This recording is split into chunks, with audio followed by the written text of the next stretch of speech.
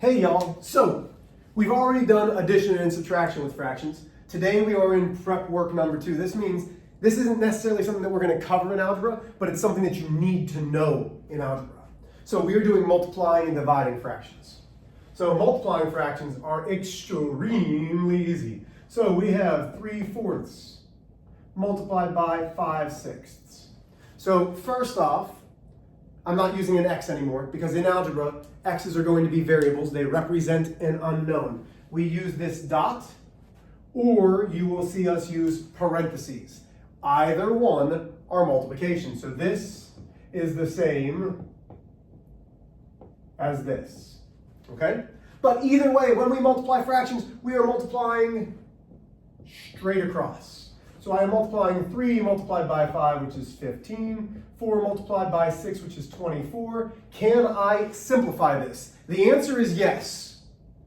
When we are talking about simplification, there's a couple multiplicative rules. Here, they're not even. Well, 24 is even, but 15 is not, so I can't divide by 2. To divide by 3, I look at the numbers, 1 and 5. I say 1 plus 5 is 6. Is that a multiple of 3? 3, 6, 9? Yes. 2 plus 4 is 6. Is that a multiple of 3? Yes, 3, 6. Okay, so these are both divisible by 3. 15 divided by 3 is 5. 24 divided by 3 is 8. There is my simplified fraction. So 3/4 multiplied by 5/6 is 5/8. Let's do another one, Mr. H. Negative 3/5 multiplied by 4/7. So again, I have a negative and a positive. A negative multiplied by a positive is going to give me a negative. Remember, we're dealing with a fraction. A fraction is a division problem, numerator, denominator. I have my negative sign, I have my fraction bar. It's not going to change from that. 3 times 4 is 12. 5 times 7 is 35. Okay, are they both even? No, so I can't divide by 2. 1 plus 2 is 3. Oh, that's a multiple of 3. 3 plus 5 is 8. 3, 6, 9, not a multiple of 3. Can't divide by 3. They're not going to be both divided by 4. 12 is. 35 is not. Do they both have 5s or 0s? No. Okay, so right now we're saying we cannot simplify it. This is my product. Product is the answer of a multiplication problem, negative 12/35. That's multiplication. Well, what about division?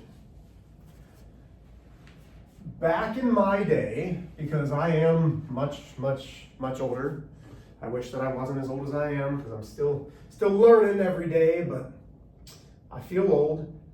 In division, I was taught 3 letters, and it was KCF. KCF means keep, change, and flip. There are mathematical rules that actually teach how to do division. But right now, what I want you to understand, if you have 3/4 divided by 5/2, what this means is we are going to keep the 3/4. We are going to change division to multiplication. And we are going to flip 5/2. And when I say flip, we're going to use its reciprocal. So the numerator becomes the denominator becomes the numerator. And then we multiply. 3/4 divided by 5/2 is really this multiplication problem, which is 6/20. Once again, we always have to simplify.